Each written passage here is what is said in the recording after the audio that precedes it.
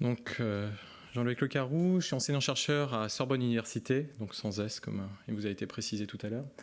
Je fais partie d'une équipe de recherche qui s'appelle Lutry Acoustic Music. Alors, pour ceux qui connaissent, il y a quelques années, ça s'appelait Laboratoire d'acoustique musicale. Donc ça fait partie maintenant d'un institut, Institut de mécanique, Institut Jean Leron d'Alembert, qui est une unité mixte CNRS et qui bénéficie de soutien du ministère de la Culture. Alors avant de commencer ce séminaire sur la harpe sous toutes ses cordes, on va peut-être parler des différentes formes de la harpe. Ces différentes formes que vous verrez aujourd'hui finalement.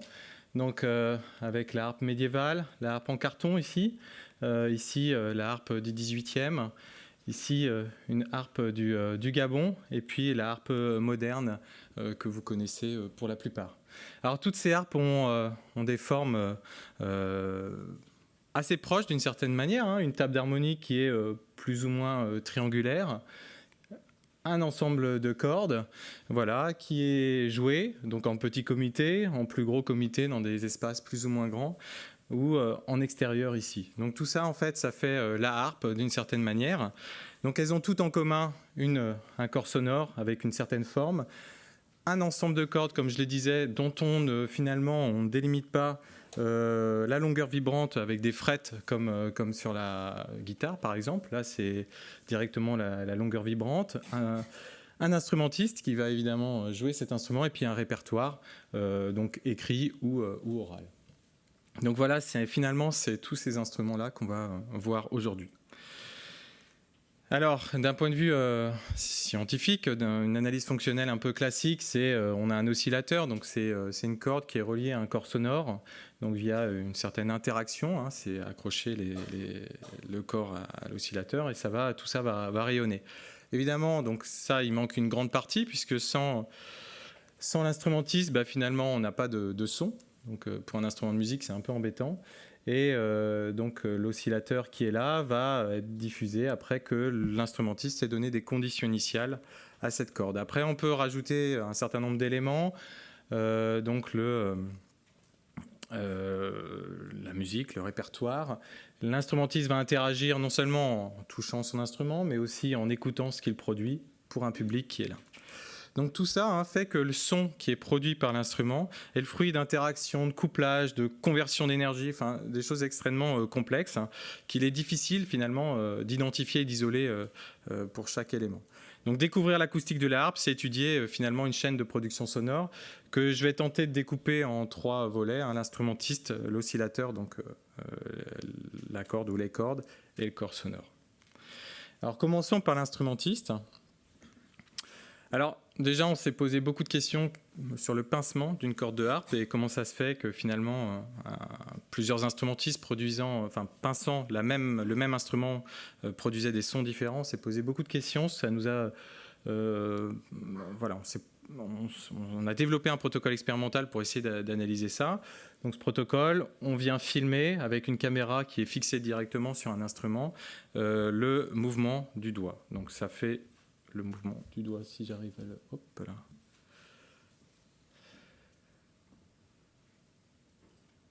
Donc ce mouvement, on peut le caractériser suivant 3 phases. Une phase d'approche, où le doigt va sélectionner l'endroit où il pince. La phase d'approche, d'accroche, où là, la corde, elle est tirée. Une phase de glissement, qui dure à peu près 5 millisecondes, et après une phase d'oscillation libre, où la corde vient vibrer et donner son énergie à la table d'harmonie qui, après, est rayonnée.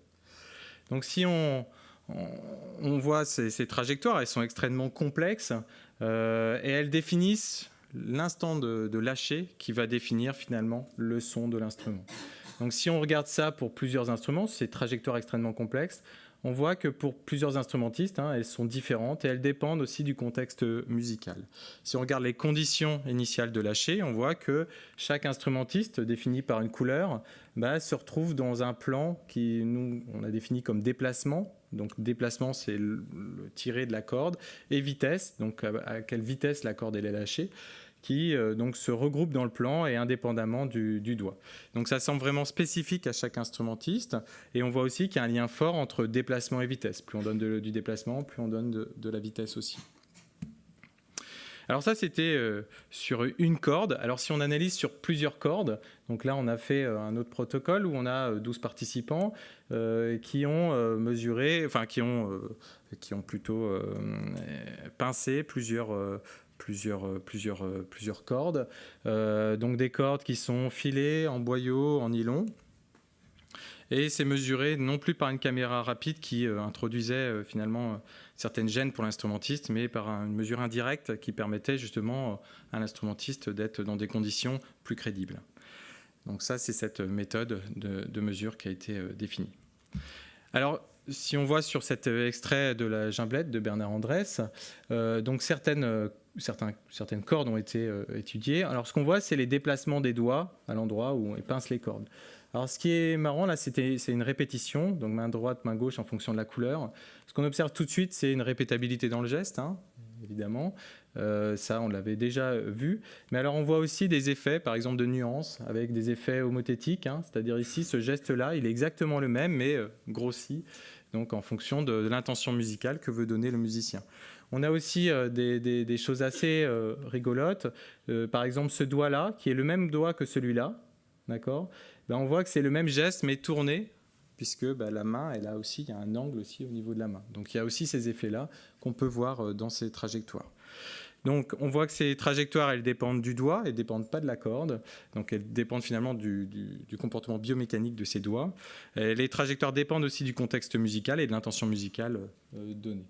Alors si on regarde sur un ensemble, donc sur un morceau, pour plusieurs harpistes, on voit que les harpistes sont toujours répétables hein, dans leur gestes, et que finalement ces conditions initiales de lâcher, donc déplacement vitesse de la corde, elle va être d'autant plus, elle va avoir d'autant plus de vitesse que la corde est aiguë et moins de déplacement en fonction du fait que la corde soit aiguë.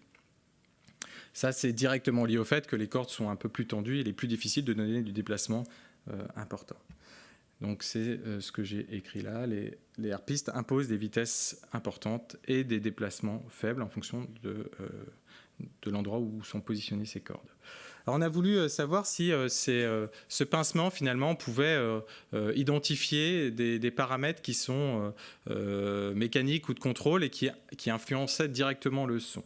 Alors pour ça, on a fait un modèle comme les scientifiques, les mécaniciens savent en faire, où on a défini deux phases, l'accroche et le glissement. L'accroche prend en compte la raideur et l'amortissement du doigt, et la phase de glissement, donc le frottement et la force sur le doigt. Donc nous, on a défini ça comme des paramètres finalement intrinsèques à l'instrumentiste, et les autres paramètres, donc les paramètres de positionnement de la corde sur la pulpe du doigt et de force, des données de contrôle. Donc tout ça a été validé par un robot qui est ici, hein, une sorte de harpiste contrôlé. Et ça nous a permis d'identifier donc ces deux paramètres et montrer que finalement les paramètres intrinsèques au harpiste influencent beaucoup la trajectoire d'accroche, et donc au final les conditions initiales, et que les paramètres de contrôle sont dépendants du jeu et influencent grandement les conditions initiales. Donc les paramètres de contrôle sont vraiment les paramètres discriminants au niveau des conditions initiales. Donc le contrôle et la physique du doigt participent au son produit, définissant une signature sonore à chaque instrumentiste. Alors là, c'était le bout du doigt. Après, évidemment, le bout du doigt est accroché à tout le corps. Donc on s'est posé aussi pas mal de questions. Est-ce que le corps, finalement, participe pas lui-même aussi au son de l'instrumentiste? Alors là, sur cet extrait...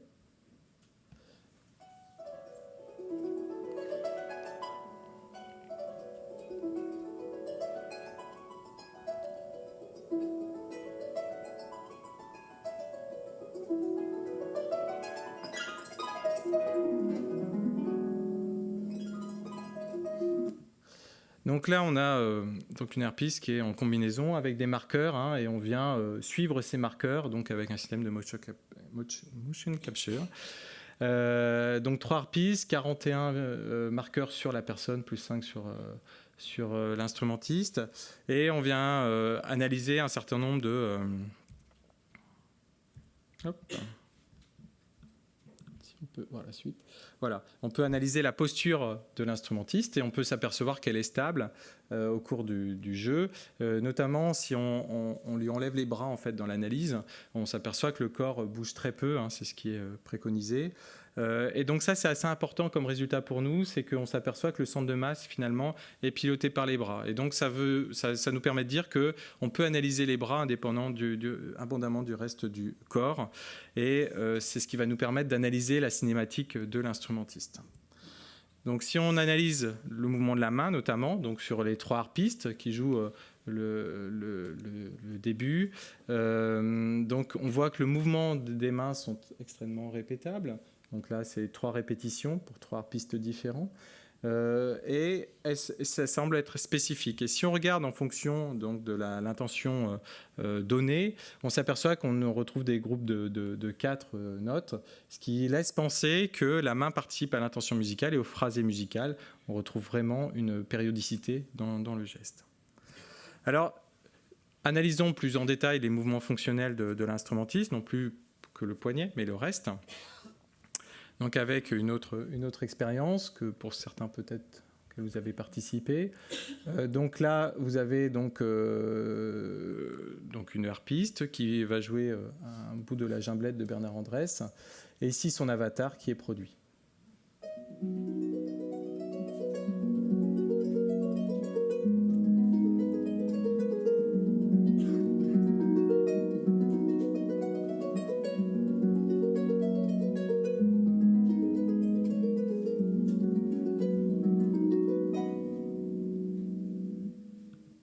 Alors, cette étude nous a permis d'analyser donc les mouvements fonctionnels qui sont importants au niveau de la posture et de la manière dont l'instrumentiste se met par rapport à l'instrument. Et on a pu remarquer notamment la dépendance du positionnement de la corde dans le jeu au niveau du coude et au niveau de l'épaule.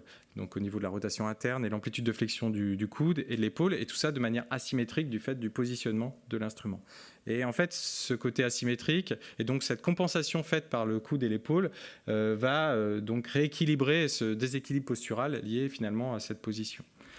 Alors un autre résultat assez intéressant, c'est qu'on s'aperçoit que les postures, autant d'attaque et de lâcher de la corde, sont relativement équivalentes. Pourtant, il y a des amplitudes de mouvement qui ne sont pas au cours dans cette phase-là. Donc on voit tout de suite que finalement tout le corps, tous les membres supérieurs vont participer à l'interprétation. Et donc là, on peut aussi parler de gestes accompagnateurs, mais aussi de gestes producteurs aussi en même temps.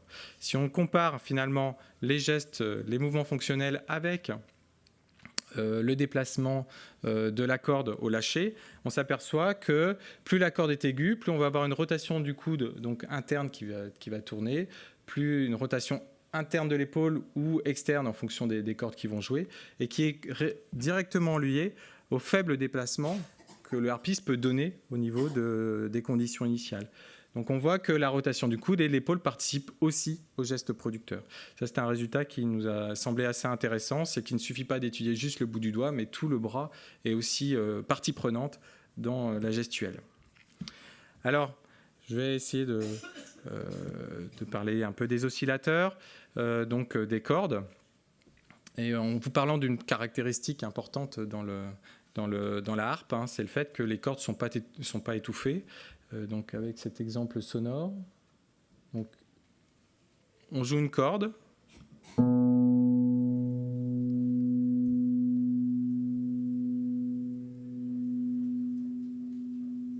On joue la même corde en étouffant.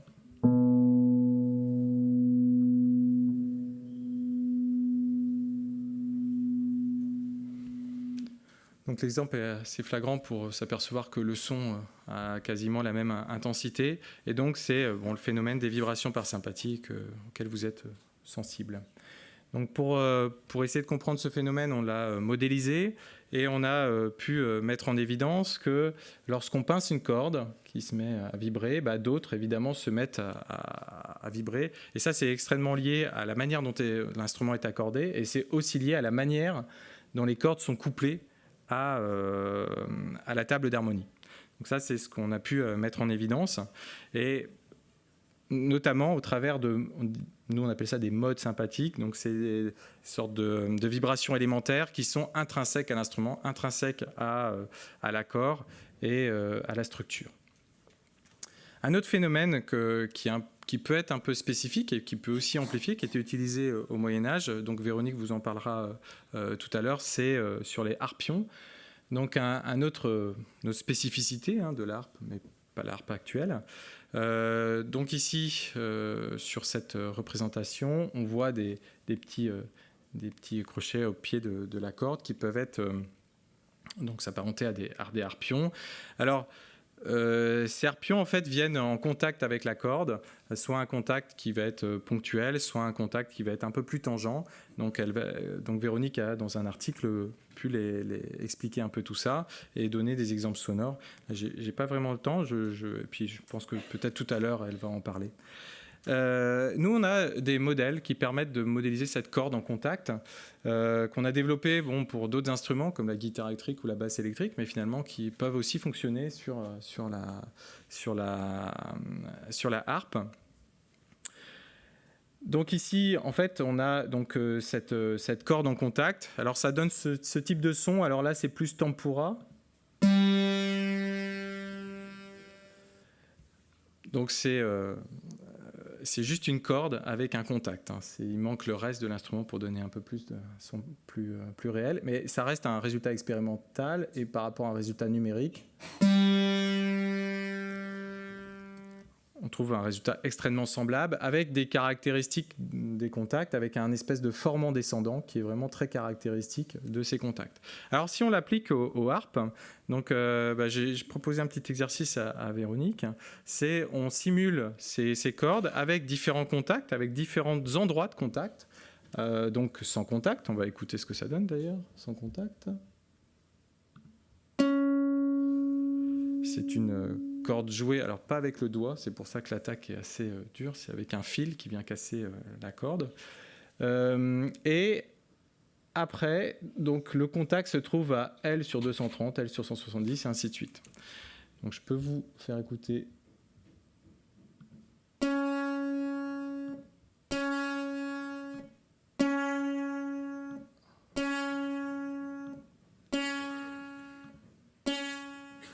Alors l'étoile, là, c'est juste que c'est pas une forme avec un seul contact, c'est une forme parabolique. Et je lui ai demandé sans d'essayer de me regrouper ces sons-là, comme elle le sentait. Donc elle a proposé deux groupes, sans connaître finalement sans connaître, ça c'était complètement à l'aveugle, elle ne connaissait pas du tout ce qui avait changé entre ces différents sons. Elle m'a donné ces catégories. Donc son avec plus de résonance et son avec plus de zingement, nasardement. Donc avec, vous pourrez lire si vous le souhaitez. Alors deuxième exercice, c'était finalement des préférences. Et là, elle a demandé à Philippe aussi. Donc Philippe, a plutôt une formation d'ingénieur du son et Véronique plutôt de musicienne. Et donc ils ont finalement nommé les sons préférés pour donc deux notes.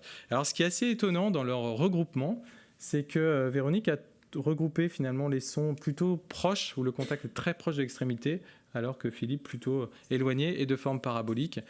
C'était à l'aveugle complètement. Donc ça, c'est un résultat assez intéressant, donc préliminaire, qui nous laisse penser que ces petits modèles peuvent peut-être aider dans la suite à aider à un certain réglage de ce positionnement du harpion qui semble extrêmement complexe à faire. Demande beaucoup d'expertise.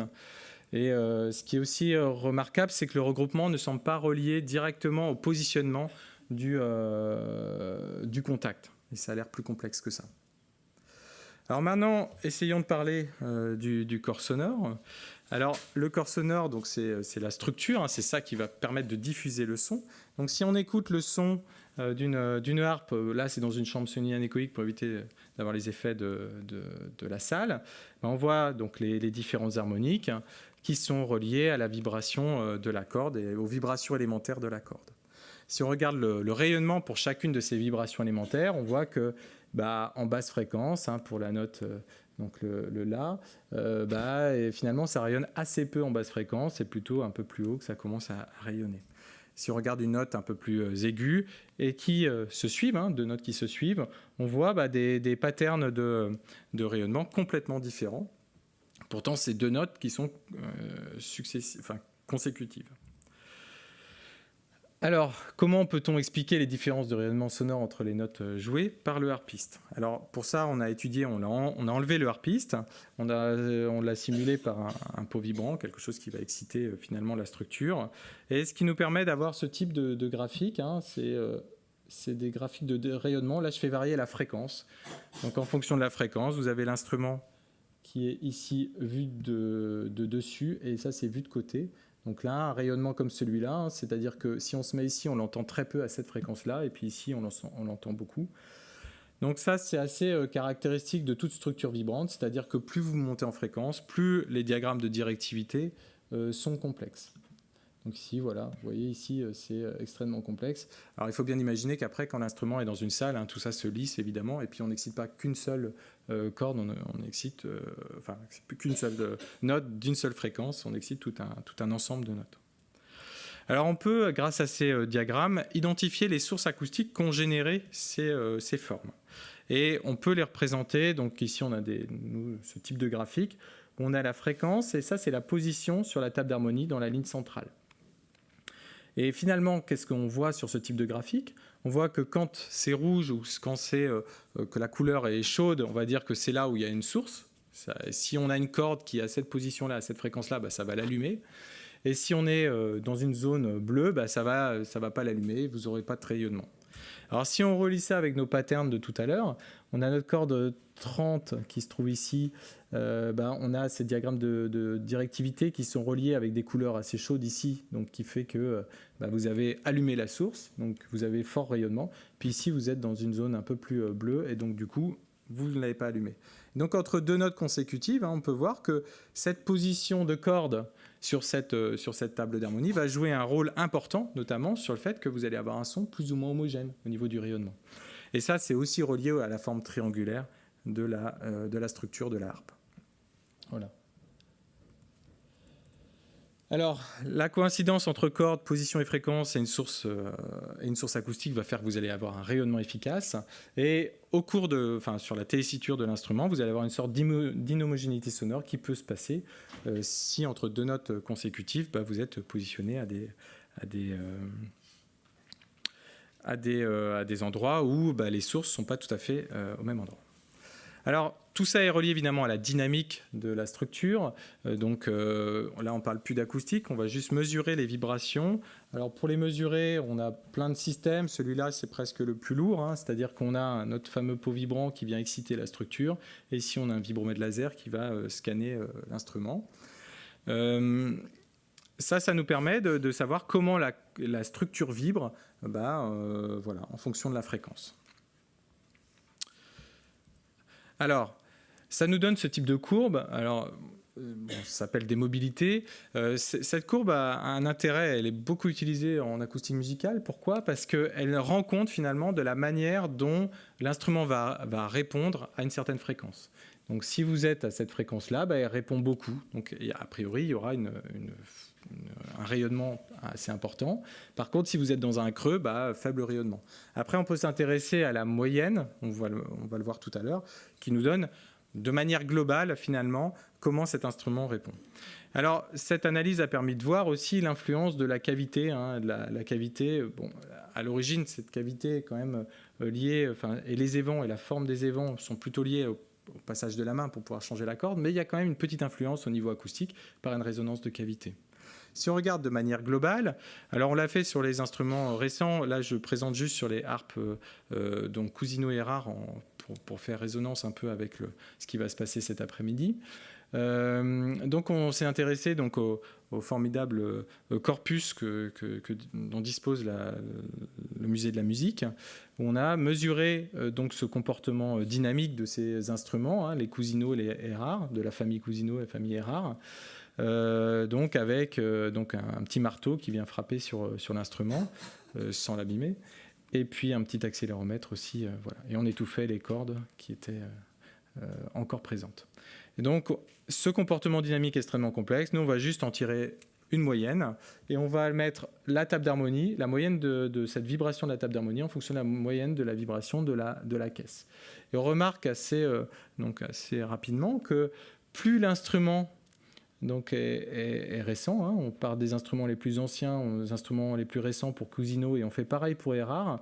Finalement, on a une tendance de décroissance de la mobilité de la table d'harmonie et mobilité de la caisse, et pareil pour les harpes Erard. Et donc là, c'est assez intéressant parce qu'on arrive à catégoriser assez rapidement les deux familles avec des stratégies de fabrication vraiment différentes. Alors, il y a un résultat aussi qu'on a pu montrer, c'est que la manière de reproduire, on a des instruments qui sont faits à des époques très très proches, hein, donc même des instruments avec des numéros de série extrêmement, à deux instruments près, on s'aperçoit qu'ils sont aussi extrêmement proches dans ce type de plan. Et ils sont aussi proches que des instruments de facture actuels. Donc au niveau de la reproductivité dans la fabrication, on est assez proche.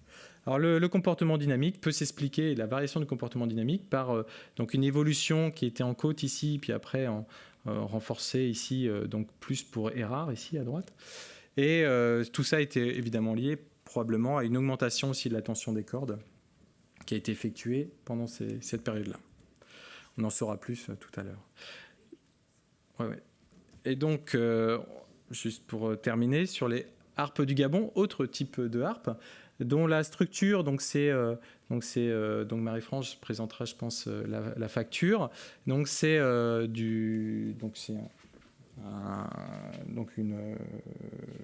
bout de bois évidé sur lequel il y a une peau.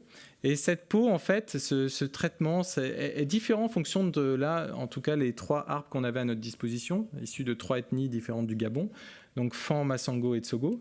Alors, ce qu'on peut remarquer quand on fait nos mesures habituelles que l'on fait sur les instruments occidentaux, c'est que finalement, on ne va pas avoir des réponses identiques si notre effort que l'on fait pour exciter cet instrument varie. Et ça, c'est typique d'un comportement non linéaire de l'instrument, et donc ça nous laisse penser qu'on ne va pas pouvoir appliquer ce qu'on utilisait sur les instruments occidentaux aussi simplement que sur ces instruments qui ont un comportement beaucoup plus complexe sur cet aspect-là. Donc ça va être un des objectifs du projet Kundi dont Sylvie va parler tout à l'heure. Donc, quel message retenir de ma présentation ? Hop là. Donc, assez rapidement, les harpistes imposent à la corde des conditions initiales répétables et dépendant de leurs caractéristiques propres, du contexte musical et de la position de la corde jouée. Tout le bras, évidemment, participe à la production sonore et pas uniquement le bout du doigt. Le couplage entre les cordes dépend de l'accord et de la structure couplante. Et la harpe rayonne le son de manière plus ou moins homogène en fonction de la fréquence, de la position des cordes sur la table d'harmonie. Et l'évolution de la facture a entraîné une diminution de la mobilité de la structure globalement en lien avec la tension des cordes. Alors évidemment, ce travail est possible que quand il y a des harpistes et puis personnel technique à nous aider. Donc voilà. Merci.